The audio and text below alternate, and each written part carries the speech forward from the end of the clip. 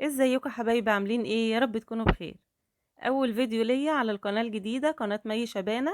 اللي يعرفني طبعا وجي من القناه القديمه اللي هي اسرار الحلواني، نورتوني طبعا. وما تنسوش تحطوا لايك واشتركوا في القناه ودعموني كده علشان انزل لكم فيديوهات كتير. ان شاء الله القناه هيكون فيها كل شغل الاونلاين، والتورت والجاتوهات وكل حاجه تخص الحفلات، علشان لو بتبدأي مشروع جديد او لو حتى عايزة تعملي لبيتك وولادك لسه اول مرة تعملي، هنعمل كل حاجة بالتفصيل وهقولك على كل حاجة علشان تقدري تعملي التورت والجاتوهات واي حاجة لولادك. وما ننساش طبعا ندعي لاخواتنا في غزة، ربنا ينصرهم ويثبت اقدامهم ويصبرهم يا رب، اللهم امين. يلا بينا نسمي الله ونبدأ في الفيديو بتاعنا. ما تنسوش تشتركوا في القناة وتحطوا لايك على الفيديو. بسم الله الرحمن الرحيم. حطيت في العجان 4 بيضات، عليهم معلقة محسن جل صغيرة، وهحط عليهم غطا صغير من الفانيليا اللي هي كمينة. ده لتر يا جماعة، انا جايباه ب 375 جنيه. لقيته موفر جدا جدا عن ما بجيب الازايز او بجيب البواكي. طبعا دي العلبة بتاعت جرينز اللي كان فيها البواكي لكل باكل لوحده. فلما خلصت حطيت فيها بقى علشان ما تقعش مني اللتر ولا يتكب ولا حاجة، فبحط فيها شوية بشوية. 4 بيضات عليهم معلقة محسن جل صغيرة وغطا صغير من الفانيليا، وتلت كوباية مية، و375 جرام دقيق سبونج. بستعمل دقيق دريم حلو جدا دلوقتي. بجيب الفانيليا، ولو حبيت اعمل كاكاو بحط له انا كاكاو. هضربهم مع بعض لمدة 6 دقايق، وبعد كده هقلبهم كويس جدا علشان لو في حاجة تحت ما اختلطتش كويس تختلط مع الخليط بتاع الكيك. هحطه في صاج مقاس 30 في 40، وحاطه فيه ورقة زبدة، ومشغلة الفرن من قبل ما اشتغل خالص علشان يكون درجة الحرارة من 180 ل 200 درجة. السيجان بتحتاج درجة حرارة اعلى شوية من الكيكة علشان هي ما بتاخدش وقت كتير في الفرن خالص. بحط الصاج ده في الفرن لمدة 10 دقايق بالظبط. بحسب بالتايمر بتاعي علشان لو قعد ازيد من كده بينشف ويبقى عامل زي البسكوت، فلازم نحسب له بالظبط كده علشان يطلع معانا طري وجميل وما ينشفش مننا.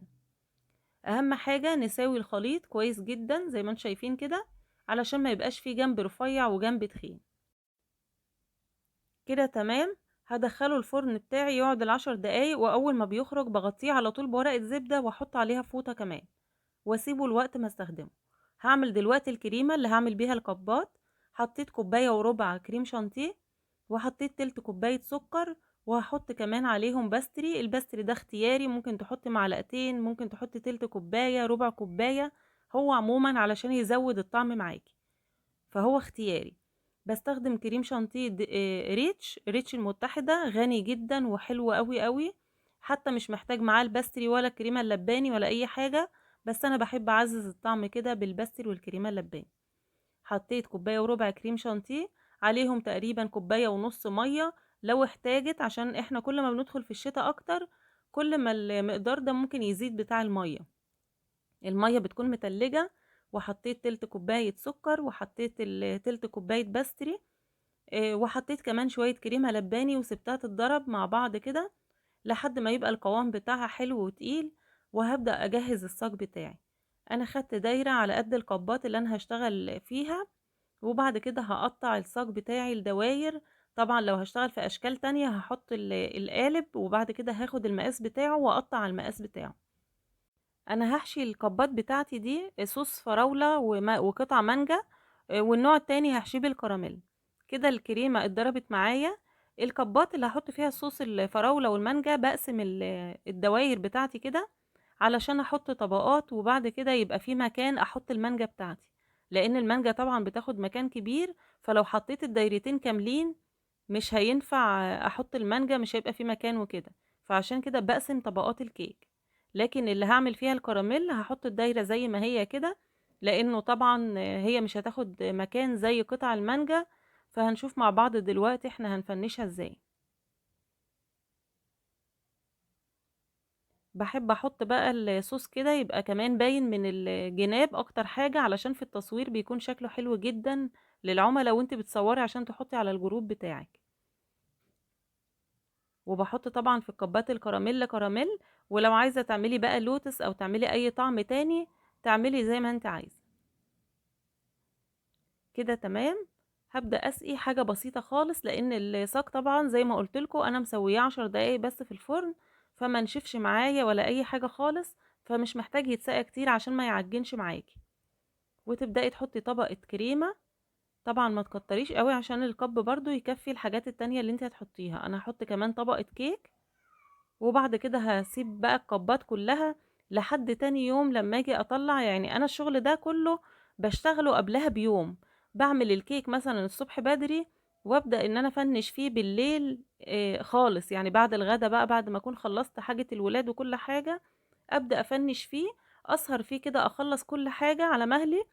بافنِّش الكَبّات اللي بيكون عليها شوكولاتة أو نوتيلا من فوق، لكن مش بافنِّش اللي عليها فواكه خالص. أي حاجة عليها مانجا أو فراولة أو حاجة هتدبل، باسيبها بقى لتاني يوم كده وهي طالعة عشان أصوّر الحاجة وأحطها على الجروب بتاعي. أحط المانجا فريش كده عشان يكون شكلها حلو ومش دبلانة. هاخلّص الكمية كلّها زي ما أنتم شايفين كده. هاجيب بقى شوية كده من مُربّى الحليب، باستخدم high quality، كمية كده على قد الكبات اللي انت تعمليها، وبحط عليها شوية مية وبحطها في الميكرويف او على حمام مية سخنة، واقلبها كويس جدا جدا لحد ما تبقى معاكي بالشكل ده، علشان تبقى ناعمة وشكلها حلو وانت بتحطيها على الكبات بتاعتك. لو عايزة تحطيها روزيتات طبعا هتحطيها من غير ما تحطي عليها ولا نقطة مية، هتقلبيها بس كويس جدا وبعد كده تحطيها في الكيس الحلواني وتعملي روزيتات.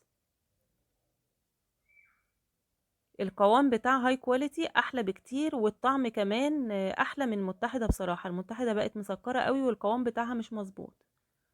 حطيت على شوية كبات كده من اللي هم فيهم حشو الكراميل، حطيت من فوق مربى الحليب، وهحط شوية كمان من النوتيلا البيضة علشان افنشهم يبقوا الفينش مختلف كده، وفي البوكسات يكون شكلهم حلو كده ويخطف العين. ده كب بقى قلت كده جري ريقكم معايا.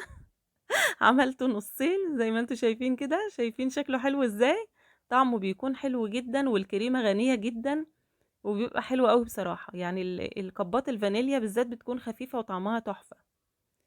هنعمل مع بعض دلوقتي الكريمة الشوكولاتة اللي هنحشي بيها الميني تورت والكبات. هحط 3 كوبايات وربع تقريبا كريم شانتيه، يعني انا عايزة كوبايتين للميني تورت وعايزة كوباية وربع للصاج، فحطيت 3 كوبايات وربع كريم شانتيه، وحطيت ربع كوباية سكر، وهحط عليهم 3 كوبايات وربع مية متلجة. زي ما انتم شايفين كده الازازة لازم تكون خارجة من الفريزر وفيها تلج علشان القوام بتاع الكريمة يبقى متماسك وحلو معاكي. انا صورت المقطع بتاع الاسبونشات بصراحة، بس لقيت الموبايل معلهوش مساحة، يعني لقيته في الاخر ما سجلش اللي انا صورته، فقلت هقول لكم المقادير واحنا شغالين مع بعض. طبعا كمية السكر اللي انا حطيتها لمقدار الكريمة ده قليل جدا، علشان انا لسه هحط جناش للكريمة. لكن لو مش هتحطي جناش وهتحطي كاكاو مثلا يبقى تظبطي السكر بتاعك. هتحطي مثلا تلت كوباية سكر لكل كوباية كريم شانتيه او ربع كوباية سكر زي ما تحبي. هنبدأ دلوقتي نقطع الكيك. الكيك ده مقاس 16، بعمله ب3 بيضات، و275 جرام دقيق اسبونج، معلقة محسن جل صغيرة، وربع كوباية مية بحطهم مع بعض في العجان، وبستخدم دقيق دريم. بعد ما بيعلى في العجان بيتضرب لمدة 6 دقايق بالظبط وبيعلى معايا. بعد كده بحط له انا الكاكاو، تحطي بقى معلقة ونص معلقتين زي ما انت عايزة. اهم حاجة تنخلي الكاكاو كويس جدا علشان ما يعملش تكتلات معاكي في الكيك. بيتضرب 6 دقايق وبتحط في الصينية، بتكوني طبعا حاطه لها ورق زبدة ومعلية الجوانب، وبتحطيها في الفرن لمدة بتاخد يعني حوالي 38 دقيقة ل 40 دقيقة حسب الفرن بتاعك، وبتكون جاهزة. طبعا بتطلعيها وتسيبيها تبرد خالص، عشان لو حشيتي والكيك بتاعك سخن الكريمة دي هتسيح خالص، يعني الكيك هيشربها ومش هتلاقيها حلوة خالص. حطيت كمية جناش على الكريمة اللي اتضربت زي ما انتوا شايفين كده. كل كوباية كريم شانتيه بحط لها 200 جرام شوكولاتة، بدوبها بقى مع 100 جرام لبن او مية او كريمة لباني، المتاح عندك استعمليه عادي، كلهم بيكون طعمهم حلو. بسقي الطبقات بتاعة الكيك. انا بسقي هنا بيست تفاح، لو عايزة تسقي بشربات يبقى تعملي شربات خفيف، كوباية مية على كوباية سكر وعصير نص ليمونة، وتسيبيهم مع بعض يغلوا على النار غلوة واحدة، وبعد كده بتسيبيه يبرد خالص، وممكن تحطي شوية فانيليا عليه ويبرد خالص وتستخدميه، والباقي تحطيه في التلاجة. ممكن يقعد يومين 3 بس ما تقعدوش كتير عشان ما يعملش ريحة للكيك بتاعك. بعد كده بسقي الطبقات زي ما انتوا شايفين كده. وببدأ بقى اجلس الكيكة بتاعتي. طبعا الميني ما بتاخدش شغل كتير يعني زي التورت التانية. يعني التورت الكبيرة بحط طبقة الاول وبعد كده بجلسها وبرجع احط طبقة تانية. الميني كيك بصراحة ما بتحتاجش يعني الغلبة دي كلها، بحط واشتغل على طول. لكن لو لقيتي فيها فرافيت بتطلع معاكي او مضايقاكي في التجليس، يبقى طبعا حطي طبقة كريمة في الاول خفيفة خالص، لمي بيها الفرافيت وبعد كده حطي الطبقة التانية. بساوي بالاسباتولا زي ما انتم شايفين كده، والكريمة طالما القوام بتاعها مظبوط بالمقدار اللي انا قلتلك عليها هيطلع معاكي مظبوط جدا ان شاء الله. بعد كده بديلها شكل زجزاج بالسكرابر، او بسيبها بقى سادة زي ما انا عايزة. هخلص التورت بتاعتي، انا عملتهم بصراحة كلهم، هم كانوا 4، عملتهم كلهم نفس الشكل علشان ما اغلبش نفسي واغلب العملاء بتوعي يقعدوا ينقوا كده ويحيروني ويحتاروا. فعملت المرة دي ال4 تورت شكل بعض. اوقات طبعا لما بيكون في مزاج يعني وكده بعمل كل تورتة شكل، واوقات بعملهم شكل بعض كده عشان اريح نفسي. هقسم كده بالسكرابر او بمسطرة او باي حاجة. ساعات بقسمهم 4 وساعات بقسمهم 8 زي ما انت عايزة. الكراميل او المربى الحليب علشان تنزل كده ممكن تسيحيها في الميكروويف على 30 ثانية، بس مش اكتر من كده علشان ما تدوبش خالص يعني. وبعد كده بعملها دريب الاول وبعد كده بحشي من جوه. لو عايزة تخففيها برضو بشوية مية علشان تبقى ناعمة معاكي، ممكن تخففيها بشوية مية. الربع التاني عملته بالنوتيلا البيضة، وطبعا النوتيلا البيضة لازم نحط عليها معلقة زيت، ويكون زيت ملوش ريحة ولا طعم، يعني زيت ذرة او زيت عباد بس يكون نضيف. وبسيحها في الميكروويف او على حمام مية قبل ما بعملها برضو على التورته عشان تنزل سايحة كده ويكون شكلها حلو. تالت جزء عملته كده بالنوتيلا، والنوتيلا برضو حط لها معلقة زيت وبعد كده بسيحها في الميكروويف او على حمام مية. اهم حاجة ما يطولهاش هي نقطة مية، علشان في ناس بتقول وهي بتسيح النوتيلا او الشوكولاتة مثلا لو هي عاملاها بالزيت مش جناش، بتكتل او بتجمد كده، ده بسبب ان هو مثلا سخنت في بولة اصلا مش ناشفة، او قلبتها بمعلقة مش ناشفة. فدي الحالة اللي بتخلي النوتيلا تقفش كده معاكي او الشوكولاتة تقفش لو هي بالزيت مش جناش. حطيت كمان الربع الرابع كده بالجناش شوكولاتة. وجناش الشوكولاتة بيكون كل 100 جرام شوكولاتة عليها 50 جرام لبن او مية او كريمة لباني. وطبعا كل ما الجو بيسقع شوية او بيبرد شوية هتزودي شوية، يعني لو ال100 جرام عليهم 50 جرام مية في الصيف، كل ما ندخل في الشتاء هتزودي يعني 70 جرام 75 جرام، لحد ما يبقى ال100 جرام شوكولاتة عليهم 100 جرام من السائل مية او لبن او كريمة لباني، طبعا حسب القوام بتاعك وحسب قوام الشوكولاتة كمان. دلوقتي هجيب الصاج بتاعي عاملاه برضو ب4 بيضات، تلت كوباية مية، معلقة صغيرة محسن جل، و375 جرام دقيق سبونج. بضربهم مع بعض لمدة 6 دقايق، وبعد كده بحط معلقة ونص كاكاو او معلقتين زي ما انا عايزة. بس اهم حاجة اكون مصفياهم كويس عشان ما يبقاش فيه تكتلات. على فكرة الصاج الفانيليا كمان كان محطوط له 375 جرام دقيق، انا نسيت في اول فيديو قلت لكم 275 جرام تقريبا. انا هحط لكم المقادير في صندوق الوصف عشان لو انا اتلخبطت وانا بقول لكم حاجة تاخدوا المقادير من صندوق الوصف احسن.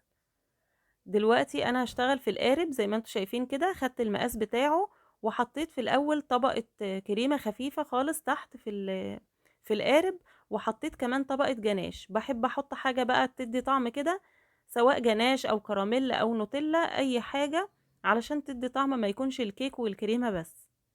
كده القطعة اللي انا قطعتها طلعت بس عريضة شوية فبرفعها، وكل حاجة في الصاج كده هاخدها واحطها في الكبات، يعني مش هسيب اي حاجة، لان الصاج ما فيهوش حاجة ناشفة ولا حاجة متكسرة، كله هيبقى حلو جدا في الكبات بتاعتي. بسقي بقى الكيك، وبعد كده هحط طبقة الكريمة زي ما انتم شايفين كده. طبعا الكريمة اصلا غنية عشان احنا عاملينها بالجناش حتى مش بالكاكاو ولا حاجة، بيكون طعمها غني وحلو جدا. وهحط دلوقتي عليها نوتيلا متسيحة بمعلقتين زيت. اهم حاجة الزيت بتاعك بس ما يكونش ليه ريحة ولا يكون ليه طعم، يكون زيت نظيف. قوام النوتيلا بقى ما تخففيهوش قوي، علشان لو خفت قوي ما بيكونلهاش طعم قوي يعني. كده تمام، خلصت الكبات بتاعتي. باحطها بقى في التلاجة تجمد شوية قبل ما احط روزيتات الكراميل كده، لان انا لو جيت اشتغل عليها على طول هلاقيها كده بتاخد النوتيلا وتسيح هنا وهنا وهنقعد نجري ورا بعض. فلازم تتحط في التلاجة شوية قبل ما نحط الروزيتات بالشكل ده. الفينش طبعا راجع لذوقك، بحب احط كده نوتيلا بيضة مع النوتيلا والكراميل، بيكون شكلها حلو كده وذوقها جميل. وهحط كمان رشة مكسرات علشان تديها طعم. المكسرات بكون محمصاها طبعا علشان يكون طعمها حلو. يعني حتى لو انا جبتها من محل المستلزمات الحلواني وقال لي ان هي مثلا متحمصة، لا ما بيكونش طعمها متحمص ولا حاجة، لازم تحمصيها على درجة حرارة هادية خالص علشان يكون طعمها حلو في الحلويات بتاعتك. دلوقتي انا حطيت خلاص كبات المانجا بقى، ده تاني يوم. فحطيت المانجا بتاعتي دي مانجا متفرزة، لازم بلمعها كده بجيلي تلميع مانجا، علشان تحافظ عليها وما تتبلش ويكون شكلها حلو. بعد ما بخلص الكبات بتاعه المانجا على طول بغطيها وبحطها في التلاجة علشان ما تتبلش مني. ودي شكل البوكسات اللي انا عملتها. عملت بقى بوكسات مختلفة واسعار مختلفة، وحطيتهم على الجروب بتاعي، والحمد لله بيعجبوا العملاء جدا.